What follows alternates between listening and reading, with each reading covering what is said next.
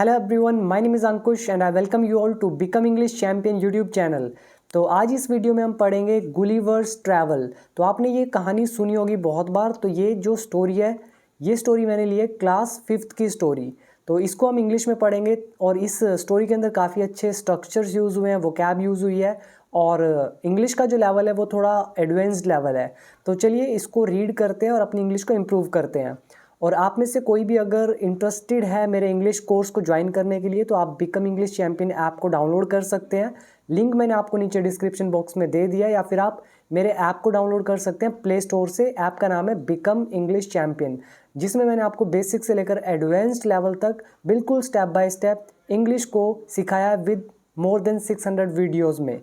तो आप इस कोर्स को ज्वाइन जरूर करें। 1 ईयर का कोर्स है जिसका प्राइस है 799 एंड 6 मंथ का कोर्स है जिसका प्राइस है 599। तो मैं रिकमेंड करूंगा कि आप 1 ईयर कोर्स डेफिनेटली ज्वाइन करें अगर इंग्लिश को इम्प्रूव करना है। तो चलिए शुरू करते हैं इस स्टोरी को। स्टोरी का नाम है गुलिवर्स ट्रैवल्स। तो स्टोरी यहाँ से स्टार्ट होती है। व्हेन अ पर्सन, जब एक व्यक्ति टेल्स बताता है द स्टोरी, एक कहानी ऑफ हिज लाइफ, अपनी लाइफ की, इन हिज ओन वर्ड्स, अपने ही शब्दों में, it is called an autobiography, उसको ऑटोबायोग्राफी कहा जाता है। तो यहाँ पर कोमा का यूज़ होगा। इस स्टोरी में कई जगह कोमा का यूज़ नहीं हुआ है, तो मैं आपको साथ साथ बताऊँगा कहाँ पे यूज़ होगा। तो जब एक पर्सन कोई भी कहानी सुनाता है अपने खुद के शब्दों में, अपनी खुद की लाइफ की, तो उसको कहा जाता है autobiography. Gulliver a seller, Gulliver कौन था? सेलर। सेलर कौन होता है? जैसे गाड़ी को चलाने वाला होता है ड्राइवर, किसी मोटर बाइक स्कूटर को चलाने वाला होता है राइडर, उसी तरह से जो जहाज को चलाता है, समुद्री जहाज को, उसको हम बोलते हैं सेलर। तो गुलिवर कौन था? सेलर था। तो गुलिवर वॉज कॉट, गुलिवर फंस गया, वंस एक बार, in the land of giants, मतलब बड़े बड़े लोगों की ज़मीन में, लैंड में। तो जाइंट्स किसको कहा जाता है? जाइंट्स होते हैं, जैसे आप इमेज में देख रहे हैं, ये छोटे छोटे लोग हैं और ये इतना विशाल है। तो जो बहुत बड़ा होता है उसको हम बोलते हैं जाइंट, राइट। तो बाकी स्टोरी में आपको पता चलेगा। तो चलिए शुरू करते हैं स्टोरी। और एक लाइन और रहेगी, दिस इज़ हाउ, इसी तरह से ही डिस्क्राइब्स हिज एक्सपीरियंस, वो अपने एक्सपीरियंस को डिस्क्राइब करता है। तो कह रहे इसी तरह से वो अपना एक्सपीरियंस डिस्क्राइब करता है। तो अब मैं आपको बताता हूँ पूरी स्टोरी पढ़ के, साथ साथ बताऊँगा कि उसमें कौन सा रूल यूज़ हुआ है, स्ट्रक्चर यूज़ हुए हैं, टेंस यूज़ हुए हैं। तो story goes like this. On the 16th of June, अब देखिए 16th कैसे लिखते हैं हम लोग, लिखते हैं 16 और छोटा TH लिखते हैं। तो ये जब डेट लिखा जाता है कंप्लीट लिखते हैं, 16th ऑफ जून। तो 16 जून 1730 में, अब यहाँ पे कोमा आना चाहिए। वी डिस्कवर्ड लैंड, मतलब जो गुलिवर है वो इस कहानी को सुना रहा है, तो हम उसकी जुबानी इस कहानी को पढ़ रहे हैं। तो 16 जून 1730 को वी डिस्कवर्ड लैंड, हमने ज़मीन खोजी। तो ये पास्ट इंडेफिनिट, डिस्कवर्ड है वर्ब की सेकंड फॉर्म, और डिस्कवर का मतलब खोजना। जैसे एक होता है इन्वेंट, इन्वेंट मतलब होता है आविष्कार करना, कोई ऐसी चीज़ जो इस दुनिया में है ही नहीं उसको ईजाद करना कहलाता है इन्वेंट करना। और डिस्कवर मतलब होता है वो चीज़ है धरती पर, वो दुनिया में है चीज़, लेकिन वो हमारी नज़रों के सामने नहीं है। तो ऐसी चीज़ को जब हम फाइंड करते हैं तो बोलते हैं डिस्कवर। जैसे अमेरिका की खोज करी किसने? कोलंबस ने। तो डिस्कवर बोला क्योंकि अमेरिका तो पहले से था, लेकिन वो जब समुद्र को ट्रैवल करके गया तो उसने पाया कि एक ज़मीन है जिसको अमेरिका बोलते हैं, तो इसलिए बोला कोलंबस डिस्कवर्ड अमेरिका। तो वी डिस्कवर्ड लैंड, हमने एक ज़मीन खोजी। आर कैप्टन, हमारा जो कैप्टन था, तो ये कुछ ग्रुप था, मतलब इनका क्रू था। तो आर कैप्टन सेंट, हमारे कैप्टन ने भेजा, अ डजन मैन, एक दर्जन आदमी, मतलब 12-13 लोग। जैसे हम केले लेते हैं तो दर्जन में लेते हैं, तो अ डजन मैन मतलब एक दर्जन आदमी। पूरा एक दर्जन का यहाँ मतलब ये नहीं है कि पूरे 12 ही भेजे हैं, मतलब 10-12। तो उन्होंने भेजे with vessels for water, vessels के साथ, वेसल्स मतलब होते हैं बर्तन, जिनमें हम जिनको आप कंटेनर बोल सकते हो फॉर वाटर के लिए, क्योंकि समुद्र में पीने का पानी जो है वो नहीं होता है, तो उनको पहले से अरेंजमेंट करके रखनी पड़ती है। तो ये एक्चुअली नॉवल है, कंप्लीट पूरा नॉवल है। तो नॉवल से कुछ हिस्सा यहाँ पे 5th क्लास के बच्चों को दिया गया है। तो जब आप पूरा नॉवल पढ़ेंगे तो ये आपको ये पूरी समझ में आएगी। तो वेसल आप याद कर ले, वेसल एक तरह का बर्तन होता है। डजन मतलब होता है दर्जन, 10 12 12 कह सकते हैं आप। और डिस्कवर मतलब खोजना। तो हमारे कैप्टन ने भेजे 10-12 आदमी वेसल्स के साथ फॉर वाटर, पानी लेने के लिए। If any could be found, अगर कोई भी मिल सके। व्हेन, जब। वी केम टू लैंड, जब हम ज़मीन पर आए। ठीक है, अब ये व्हेन का सेंटेंस है तो यहाँ पे कोमा का यूज़ होना चाहिए। This is past combination. तो जब हम ज़मीन पर आए, क्योंकि वो तो ट्रैवल कर रहे थे पानी के अंदर, ओशियन में, तो वो जब ज़मीन पर आए। वी सो कह रहा है हमने देखा, जब हम ज़मीन पे आए तो हमने देखा। नो रिवर, कोई भी नदी नहीं, मतलब कोई नदी नहीं उनको मिली। और नो और स्प्रिंग, स्प्रिंग मतलब स्ट्रीम ऑफ वाटर, जो पानी की धारा होती है उसको बोलते हैं स्प्रिंग, तो वो भी नहीं मिली। नोर एनी इनहैबिटेंट्स, और ना ही कोई निवासी। इनहैबिटेंट मतलब होता है वहाँ का निवासी। ठीक है, inhabitant of India, inhabitant of America मतलब वहाँ के निवासी। तो कह रहे हैं कि जब हमने लैंड पर आए तो हमने ना कोई नदी देखी, ना स्प्रिंग मतलब स्ट्रीम देखी, और ना ही कोई इनहैबिटेंट्स मतलब निवासी, वहाँ के रहने वाले लोग। आई वेंट ऑन मतलब मैं चलता रहा। टू एक्सप्लोर, एक्सप्लोर मतलब क्या होता है, और ज़्यादा जानकारी इकट्ठा करना, उसको एक्सप्लोर करना और खोज करना। तो I went on to explore यानी कि मैं खोज करता रहा, मतलब मैं ढूंढता ही रहा कि और क्या क्या है वहाँ पर।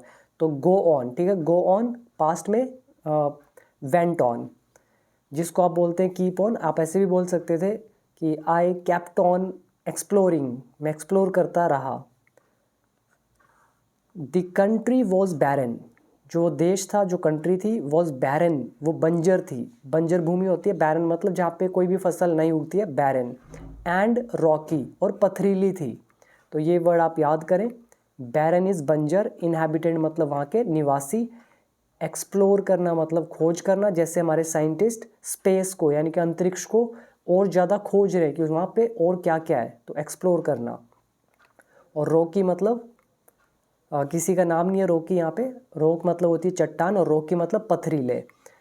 तो ये बैरन है एडजेक्टिव, और रॉकी भी है एडजेक्टिव। तो वो देश कैसा था, बैरन था, बंजर था और पथरीला था। आई टर्न्ड बैक मतलब मैं मुड़ा। टू ज्वाइन, ज्वाइन करने के लिए द क्रू, क्रू को। अब क्रू कौन होता है, जैसे मान लो कि जैसे जहाज़ उड़ा रहे हैं, जहाज़ में जो 4-5 लोग होंगे संभालने वाले, उनको क्रू मेंबर बोलेंगे, क्रू बोलेंगे। इसी तरह से जहाज़ में जो भी 3-4 लोग थे उनको क्या बोलेंगे, एक दल था उनका, क्रू था। तो I turned back to join the crew, तो वो जो मेरे साथी लोग थे उनको ज्वाइन करने के लिए मैं मुड़ा। ओनली, बस यहाँ पे ओनली ये एक थोड़ा एडवांस तरह का स्ट्रक्चर है। तो मैं मुड़ा उनको ज्वाइन करने के लिए, किस लिए, ओनली टू सी, बस उनको देखता ही रहा। Them getting into the boat, कि वो बोट में चढ़ रहे हैं। गेट इनटू मतलब होता है चढ़ना, get into the boat, boat में चढ़ना, कि वो किश्ती में चढ़ रहे हैं। एंड रोइंग फॉर लाइफ, जैसे हम करते हैं रन फॉर लाइफ, इसका मतलब होता है जान बचाकर भागना। इसी तरह से ड्राइव फॉर लाइफ मतलब गाड़ी चला कर ले जाना अपनी जान बचाने के लिए। रोइंग क्या होती है, जैसे हम चप्पू चलाते हैं, जैसे आप ये इमेज में देखें, ये चप्पू चला रहे हैं, तो इसको बोलते हैं रोइंग करना। तो रोइंग फॉर लाइफ, वो रोइंग कर रहे थे अपनी जान बचाने के लिए। To get to the ship, ship पर पहुंचने के लिए। अब ये जो to get to the ship है, ये इनके लिए यूज़ नहीं हुआ है, क्रू मेंबर्स के लिए, बल्कि मेरे लिए यूज़ हुआ है जो कहानी सुना रहा है। आई टर्न बैक, मैं मुड़ा क्रू को ज्वाइन करने के लिए, लेकिन देखा बस वो सभी लोग किश्ती में बैठ रहे हैं और अपनी जान बचाकर भाग रहे हैं। और मैं क्या कर रहा था, to get to the ship, और मैं वहाँ कोशिश कर रहा था शिप पर पहुँचने की। तो ये थोड़ी सी एडवांस्ड लेवल की और थोड़ी सी ट्रिकी ट्रांसलेशन है। मे बी छोटे बच्चों को तो शायद समझ में नहीं आएगा, बड़ों को भी नहीं आ सकता। जिसको अच्छी पकड़ है उसको ज़रूर आएगा। ठीक है, तो ये ओनली के बाद टू फर्स्ट फॉर्म बता रहा है कि मैं ज्वाइन करने के लिए तो मुड़ा था, लेकिन बस देखता ही रह गया उनको चढ़ते हुए बोट के अंदर। तो इसके बाद before I could reach them, before मतलब इससे पहले, आई कुड रीच दैम इससे पहले कि मैं उन तक पहुंच सकता, यहाँ पे कोमा यूज़ होना चाहिए। आई ऑब्जर्व्ड मैंने ऑब्जर्व किया मतलब मैंने देखा, मैंने क्या देखा, अ ह्यूज क्रिएचर एक बहुत ही विशाल, ह्यूज मतलब विशाल, क्रिएचर मतलब एक जीव, एक बहुत ही विशाल जीव देखा। वॉकिंग आफ्टर दैम जो उनके पीछे वॉक कर रहा था मतलब पीछे पीछे आ रहा था उनके। इन द सी समुद्र में, as fast as he could जितना भी तेज हो सकता था उतना तेज, मतलब बड़ा तेजी से चल के उनके पीछे वो आ रहा था। तो ऑब्जर्व मतलब निरीक्षण करना, ह्यूज मतलब विशाल मतलब जाइंट बहुत बड़ा, और क्रिएचर मतलब कोई भी जीव, और वॉक आफ्टर मतलब किसी के पीछे पीछे आना। आफ्टर का मतलब बाद में होता है, लेकिन जैसे रन आफ्टर किसी के पीछे भागना, ऐसी वॉक आफ्टर किसी के पीछे वॉकिंग करना। और get into the boat, boat पर चढ़ना और किश्ती को चलाना कहलाते हैं रोइंग करना। और गेट टू का मतलब होता है पहुंचना, to get to the ship, ship में पहुंचना। तो इससे पहले कि मैं उन तक पहुंच पाता, मैंने ऑब्जर्व किया एक ह्यूज क्रिएचर को वॉकिंग आफ्टर, जो उनके पीछे वॉक कर रहा था समुद्र में, as fast as he could जितना तेज हो सके उतना तेज। और ये पास्ट इंडेफिनिट है, और ये हमारा एडवांस लेवल का एज एडजेक्टिव एज का फॉर्मेशन, ये कुड का लेसन, और ये भी हमारा कुड का लेसन। 3-4 इसमें स्ट्रक्चर यूज़ हुए हैं। नेक्स्ट है the water of the ocean, जो ओशियन का पानी था। ओशियन मतलब होता है महासागर, ठीक है, और सी मतलब होता है समुद्र। समुद्र थोड़ा सा छोटा कह सकते हो, और ओशियन तो बहुत बड़े होते हैं। तो सी मतलब सागर और ओशियन मतलब महासागर, राइट, इतना सा डिफरेंस है। The water of the ocean, ocean का पानी, रीच्ड वो पहुंच रहा था, ओनली टिल हिज नीज वो उसके घुटनों तक पहुंच रहा था। अगर आप यहाँ पे इमेज देखें, ये इसके घुटने हैं, तो नॉर्मल इंसान तो इतने में तो डूब ही जाएंगे, पर ये बहुत विशाल था, इसके घुटने तक ही आ रहा था पानी। तो इसके बाद the water of the ocean reached only till his knees, वो बस उसकी नीज तक ही पहुंच रहा था। हाउएवर फिर भी, द मॉन्स्टर मतलब वो आदमी, दानव, द मॉन्स्टर उनको लग रहा था कि ये तो दानव है बहुत बड़ा। The monster was unable to overtake the speeding boat. ये हमारा एबल टू है चैप्टर, और नॉट एबल टू को लिखते हैं अनएबल टू। तो हम कह रहे हैं कि जो वो जाइंट था, मॉन्स्टर था, तो वो अनेबल था ओवरटेक करने में। जैसे गाड़ी को ओवरटेक करते पीछे छोड़ते हैं, तो ऐसे ही स्पीडिंग बोट मतलब तेज गति वाली जो बोट थी, तो उसको ओवरटेक वो नहीं कर पाया। ठीक है, सिंपल है। फिर भी मॉन्स्टर उस स्पीडिंग बोट को मतलब तेज गति वाली बोट को ओवरटेक नहीं कर सका या कर पाया। आई टर्न्ड बैक, तो कह रहा है मैं पीछे मुड़ा, क्विकली जल्दी से, एंड क्लाइम्ड अप और चढ़ गया, अ स्टीप हिल। स्टीप मतलब होता है खड़ी, और हिल मतलब चोटी। जैसे कोई आपने पहाड़ देखा होगा छोटी मोटी, तो वो एकदम बिल्कुल तीखी खड़ी होती है पहाड़ियाँ, उनको बोलते हैं स्टीप हिल। तो इसको आप याद कर लें, स्टीप हिल खड़ी चोटी। तो मैं पीछे मुड़ा और चढ़ गया उस स्टीप हिल पर, विद फील्ड्स जिसके जहाँ पे फील्ड्स थे ऑफ बार्ले, बार्ले मैंने आपको पहले भी कई बार बताया, जैसे गेहूँ होते हैं, मक्की होती है, उसी तरह से बार्ले भी होता है जिसको बोलते हैं जौ। आप सर्च कर लेना गूगल में, आपको समझ में आ जाएगा, जौ की फसल होती है तो बार्ले, तो बार्ली भी बोलते हैं इसको, बार्ली। और तो मैं उस पर चोटी पर चढ़ा, और विद फील्ड्स ऑफ बार्ले, जिसके बार्ले थे ऑन आइदर साइड, दोनों तरफ। ठीक है, आइदर साइड मतलब हो गया दोनों तरफ। एंड और द कॉर्न, और कॉर्न थे, कॉर्न क्या होते हैं, मक्की। आपने देखा होगा मक्की के दाने होते हैं, तो उनको कॉर्न बोलते हैं। उसी तरह से द कॉर्न मतलब वो कॉर्न की फसल। और कॉर्न थी राइजिंग, जो ऊंची थी, मतलब राइज मतलब उठ रही थी, अप टू 40 फीट मतलब 40 फीट पे। तो पूरा मतलब हुआ कि मैं जल्दी से मुड़ा और एक खड़ी चोटी पर चढ़ गया, जिसके दोनों तरफ बार्ले के फील्ड्स थे, जौ के खेत थे। फील्ड मतलब खेत। और कॉर्न थे जो 40-40 फीट तक हवा में थे, राइज कर रहे थे। देयर वॉज अ फेंस, एक फेंस थी। अब फेंस किसको बोलते हैं? फेंस होता है चार दीवारी। चार दीवारी नहीं कहेंगे, आपने नोटिस किया होगा, मैं आपको इमेज में दिखा देता हूँ, आप स्क्रीन पे देख लो। इसको फेंसिंग बोलते हैं। मतलब खेत के चारों ओर जो प्रोटेक्शन होती है, चाहे वो तार लगा कर की हो या फिर झाड़ियाँ उगा कर, जिसको आप बुशेस बोलते हैं, झाड़ियाँ, तो चारों ओर उगा देते हैं, तो उससे क्या होता है, खेत की फेंसिंग हो जाती है, रक्षा हो जाती है। तो वही कह रहे, देयर वॉज अ फेंस, एक फेंस था, प्रोटेक्शन था, टू पास करने के लिए, from one field to the other, एक खेत से दूसरे खेत में जाने के लिए वो फेंसिंग पार करनी पड़ती थी।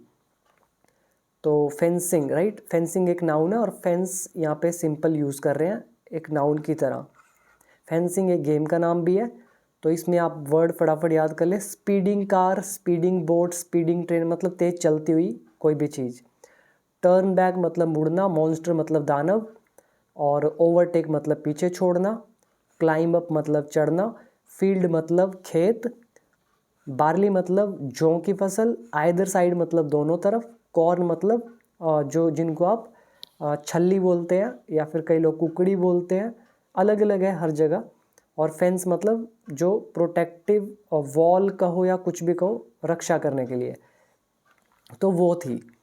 इसके बाद क्या हुआ, ये देखिए यहाँ पे, ये गुलिवर है, और अब क्या हुआ इसके साथ, फिर कह रही है इट वॉज इम्पॉसिबल, ये असंभव था, फॉर मी, मेरे लिए, टू क्लाइम, चढ़ना, ठीक है, बिकॉज, क्योंकि every step was 6 feet high, क्योंकि हर स्टेप, अगर ये शायद पौड़ियों की बात कर रहा है, क्योंकि पौड़ियों पर ही स्टेप होते हैं, तो पौड़ियाँ थी वो इतनी, या मतलब चोटी पे चढ़ने के लिए कुछ और होगा, तो वो हर स्टेप मतलब यहाँ से यहाँ, यहाँ से यहाँ, हर स्टेप कितना था, 6-6 फीट का था।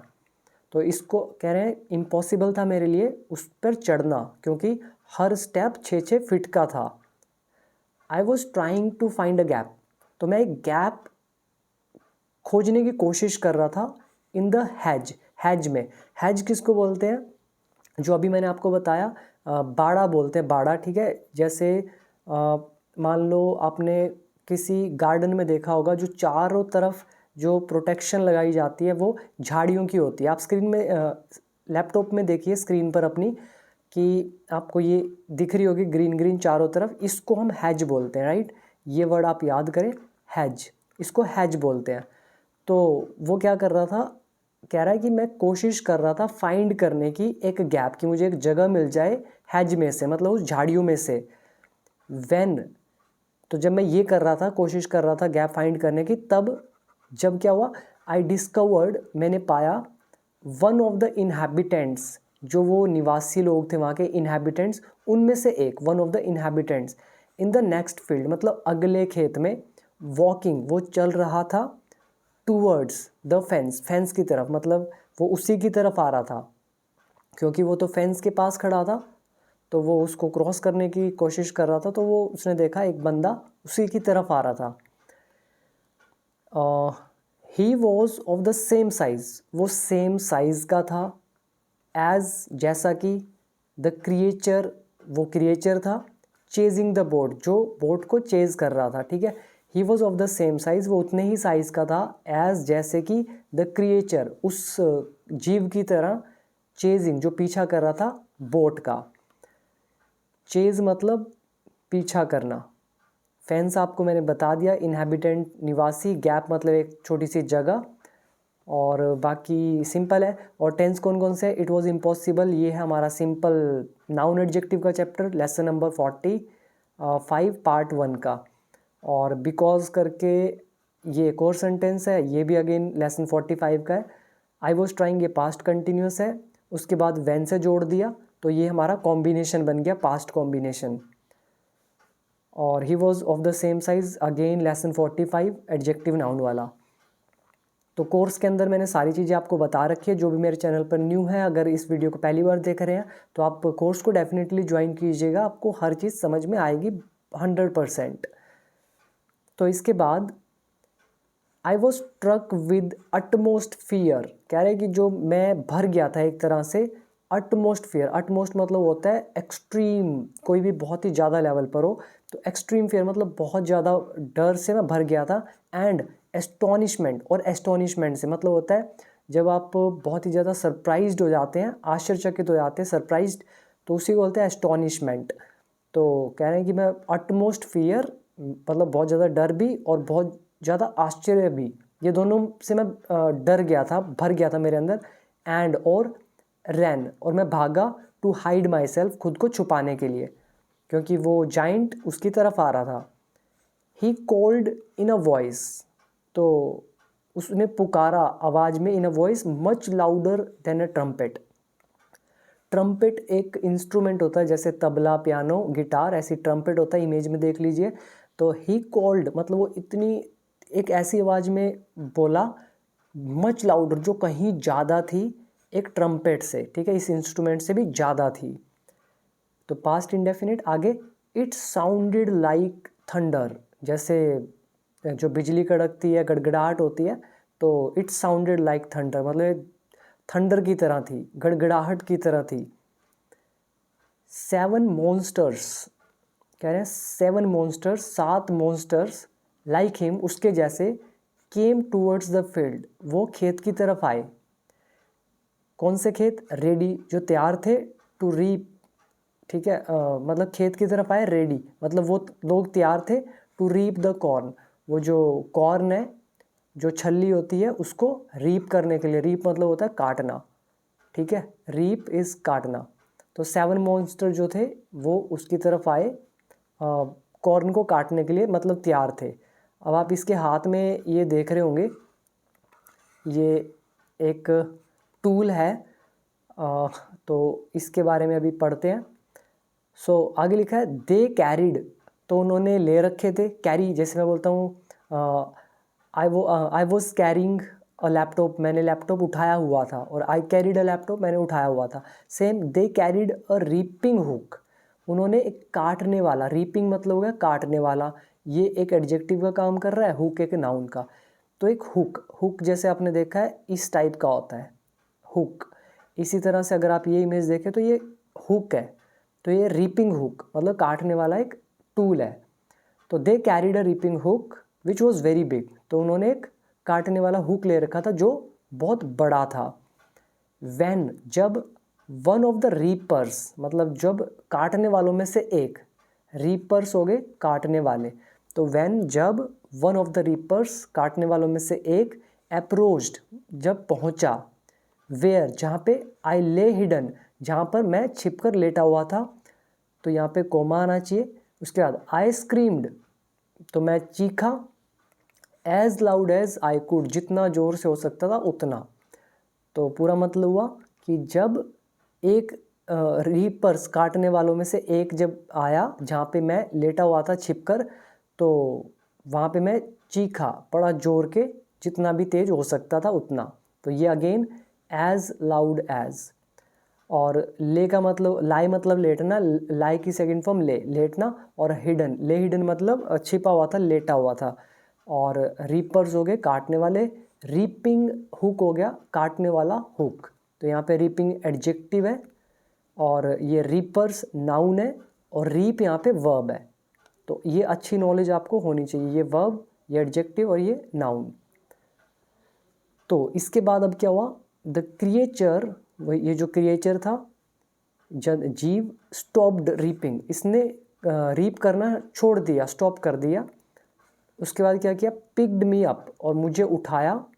तो पिक क्यों यूज़ किया है, क्योंकि हल्की चीज़ को उठाना पिक यूज़ करते हैं। पिक्ड मी अप, मुझे ऊपर उठाया, between his thumb and four finger, अपने थंब, ये देखिए थंब, और ये जो फोर फिंगर, ये मिडल फिंगर होगी और ये फोर फिंगर, तो इन दोनों के बीच में कह रहा है मुझे पिकअप किया।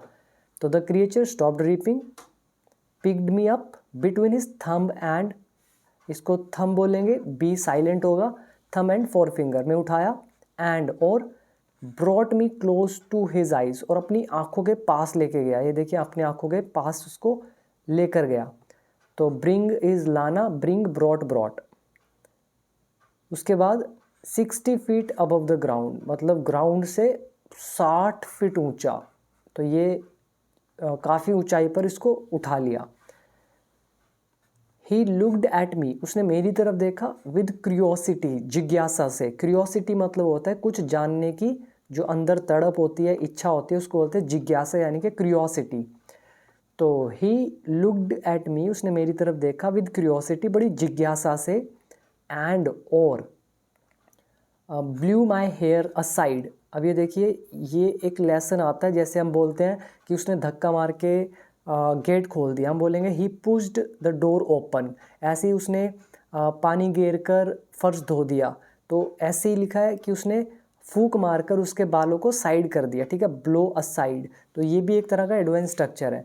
तो ये देखिए फूंक मार रहा है और इसके जो बाल थे उनको असाइड कर दिया। तो he looked at me with curiosity and blew my hair aside, और मेरे बालों को फूंक मार के साइड कर दिया। क्यों किया? To get a better view of my face, मेरे चेहरे को बहुत अच्छे से देखने के लिए, ठीक है, गेट अ बेटर व्यू, एक अच्छा नज़र के लिए कि अच्छे से मैं देख सकूं। इसके बाद ही कॉल्ड हिज फ्रेंड्स, उसने अपने दोस्तों को बुलाया, एंड जेंटली, और बड़ी कोमलता से, जेंटली मतलब होता है बड़े प्यार से, कोमलता से, प्लेस्ड मी, मुझे रख दिया, ऑन द ग्राउंड, जमीन पर। दे ऑल सेट, वे सभी बैठ गए, ऑन द ग्राउंड, जमीन पर, to take a good look at me, मतलब मेरे को अच्छे से देखने के लिए। तो अगेन पास्ट इंडेफिनिट। नेक्स्ट है आई वॉक्ड, तो मैं चला। अब आप देखिए आगे, ये आपको छोटा सा बच्चा दिख रहा है, इसको उठा के मुंह में डाल रहा है। तो आगे पढ़ते हैं। आगे लिखा है आई वॉक्ड स्लोली, तो मैं मतलब स्लोली, धीरे से चला, बैकवर्ड एंड फॉरवर्ड, मतलब कभी मैं आगे जा रहा हूँ और फिर मैं पीछे गया, ठीक है। तो पहले क्या हुआ, जैसे मान लो ये गुलीवर है, ये पहले तो गया पीछे और फिर थोड़ा सा आगे, ठीक है, फिर आया आगे। तो स्लोली कह रहा है I walked slowly backward and forward. और क्या किया? पुल्ड ऑफ माई हैट, जैसे हम जैसे मान लो मैंने अभी हैट डाली हुई है, तो मैं क्या करूँगा, मैं अपनी कैप को निकाल लूँगा इस तरह से, और जैसे भी हम स्वागत करते हैं आगे जाके पीछे करके कैप को, इसी तरह से पुल्ड ऑफ माई हैट, तो मैंने अपनी टोपी निकाली वेलकम करने के लिए जैसे। एंड और मेड अ लो बो, मतलब झुककर स्वागत किया, जैसे हम बो डाउन करते हैं, जैसे चाइनीज़ करते हैं इस तरह से बो डाउन, इसी तरह से मैंने भी किया, टूवर्ड्स द फार्मर, फार्मर्स की ओर। आई ट्राइड टू स्पीक, मैंने कोशिश करी बोलने की, टू दैम, उनसे, लाउडली, ज़ोर से, इन सेवरल लैंग्वेजेस, काफ़ी सारी लैंग्वेजेस में, क्योंकि वो तो सेलर था और जो ट्रैवल ज़्यादा करते हैं वो काफ़ी लैंग्वेजेस जानते हैं ऑलमोस्ट। तो I try to speak to them, मैंने उनसे बोलने की कोशिश करी, लाउडली, इन कई भाषाओं में। ईच टाइम, हर बार, आई डिड, मैंने किया, आई did so the farmer who picked me up held his year very close, कह रहे हैं एवरी टाइम आई डिड, जब भी मैंने ये किया, मतलब बोलने का कोशिश किया, सो द फार्मर, जो फार्मर थे, हु मतलब रिलेटिव प्रोनाउन, जिन्होंने पिक्ड मी अप, मुझे उठा रखा था, held his year very close, वो अपना कान बड़ा ही पास में लेकर आते, टू मी, मेरे, बट इन वेन, लेकिन सब व्यर्थ। तो पूरा मतलब क्या हुआ, ईच टाइम, हर बार, आई डिड, जब भी मैं क्या करता, I try to speak to them, loudly, अलग अलग भाषाओं में, तो हर बार जब भी मैंने ये किया, तो फार्मर जो थे, जिन्होंने मुझे उठाया हुआ था, तो ये हेल्ड इज ईयर, वो अपना कान लेकर आते मेरे पास बड़ाई, और लेकिन सब इन वेन, मतलब सब व्यर्थ। तो यहाँ पे आपको मैं इसको ब्रेक कर देता हूँ, यहाँ पे इन्होंने अच्छे से ब्रेक नहीं किया, जिसकी वजह से मिसअंडरस्टैंडिंग होती है। तो ये जो है ना, each time I did so, हर बार जब भी मैंने ऐसा किया, सो का मतलब ऐसा, तो यहाँ पे कोमा देना चाहिए इनको, पर इस बुक में नहीं दिया हुआ, जबकि ये NCERT की बुक्स है, CBSE बोर्ड की। तो ईच टाइम आई डिड सो, जब भी मैंने ऐसा किया, ठीक है, ये बनेगा sense, the farmer held is year, वो किसान अपना कान मेरे पास लेकर आया, वेरी क्लोज टू मी, ठीक है, और ये हु रिलेटिव प्रोनाउन। तो but in vain, in vain मतलब बहुत बार किया है लेकिन सब व्यर्थ। The farmer took me to his house, जो फार्मर था वो मुझे अपने घर लेके गया। और एक चीज़ गाइज ये भी नोट करें, देखो जब आप ऐसे राइटिंग करते हैं किसी भी एग्ज़ाम में, जब डिस्क्रिप्टिव राइटिंग यूपीएससी के एग्ज़ाम में या आईएलटीएस के एग्ज़ाम में, पीटीई के एग्ज़ाम में, कोई भी हो, तो आप कोमा वगैरह जो होता है इनका ध्यान रखा करें। आप फर्स्ट से लेके +2 तक, +2 के बाद कॉलेज लाइफ, हर जगह आपको इंग्लिश में लिखना ही पड़ता है, चाहे क्वेश्चन आंसर है कुछ भी। आप लोग यही गलती करते हैं, क्योंकि मैंने 99% स्टूडेंट्स के एसेज वगैरह चेक करें, आंसर देखे हैं, वो यही गलती करते हैं, वो कोमा वगैरह यूज़ ही नहीं करते हैं, जिसकी वजह से सही उनका ट्रांसलेशन बनता ही नहीं है। जैसे अभी यहाँ पे कोमा नहीं लगा था तो इसको समझना बहुत मुश्किल था कि ये क्या क्या रहे हैं। कोमा लगा होता 2 मिनट में पकड़ में आता। तो ये कॉम्बिनेशन में मैंने आपको सिखाया है। तो आगे, the farmer took me, farmer ले गया मुझे, टू हिज हाउस, अपने घर, एंड प्लेस्ड मी, और मुझे रख दिया, एट सम डिस्टेंस, थोड़ी सी दूरी पे, on the dining table, dining table पे, डाइनिंग टेबल जिस पे हम खाना खाते हैं, डाइनिंग टेबल पे रख दिया कुछ दूर, विच वॉज 30 फीट हाई। जो ये डाइनिंग टेबल की बात हो रही है, देखो नॉन लिविंग थिंग है, विच रिलेटिव प्रोनाउन इसके लिए यूज़ किया। जो वॉज 30 फीट हाई, जो 30 फुट हाइट पे था, हाई था फ्रॉम द फ्लोर, ग्राउंड से, ज़मीन से। तो इसके बाद डिनर वॉज ब्रॉट, डिनर लाया गया, फॉर द फार्मर, फार्मर के लिए, इन अ डिश, एक डिश में मतलब थाली में। तो आगे लिखा है विच। अब dish again non living thing, तो हमने विच रिलेटिव प्रोनाउन लगा दिया। तो खाना लाया गया, ये हमारा पास्ट इंडेफिनिट है, पैसिव वॉइस। तो फार्मर के लिए खाना लाया गया एक डिश में, विच जो वॉज, जो थी 10 feet in diameter, 10 feet diameter में। मैथ आपने पढ़ा होगा, ये पूरा का पूरा यहाँ से लेके यहाँ तक क्या होता है, डायमीटर, और ये हाफ होता है रेडियस। तो 10 मीटर रेडियस की वो थाली थी। द फार्मर्स वाइफ, फार्मर की पत्नी, क्रम्बल्ड सम ब्रेड, उसने कुछ ब्रेड को क्रम्बल्ड किया। अब देखिए ब्रेड जो है, जैसे आप इसको बोल सकते हैं छोटे छोटे पीसेस कर देना, राइट। जैसे आप हाथ लेते हैं, हाथ में लेते हैं ब्रेड और ऐसे कर देते हैं, तो उसको बोलते हैं क्रम्बल कर देना, मतलब कुचल देना एक तरह से। अगर यहाँ पे ब्रेड दिख नहीं रहा है आपको, ये दिख रहा है ब्रेड आपको, तो इसको क्रम्बल कर दिया, देखो छोटे छोटे पीसेस में कर दिया, इसको बोलते हैं क्रम्बल करना।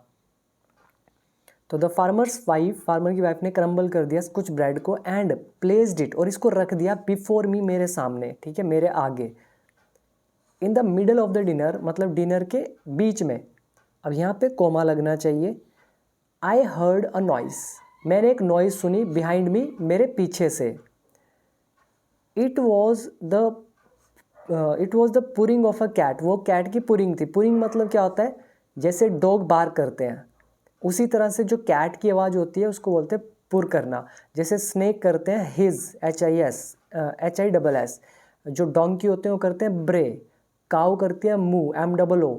इसी तरह से जो पक्षी हैं वो करते हैं चर्प, कुत्ता करता है बार्क, ठीक है, ऊँट करता है ग्रंट, और कैट क्या करती है, पुर, ठीक है, याद रखना।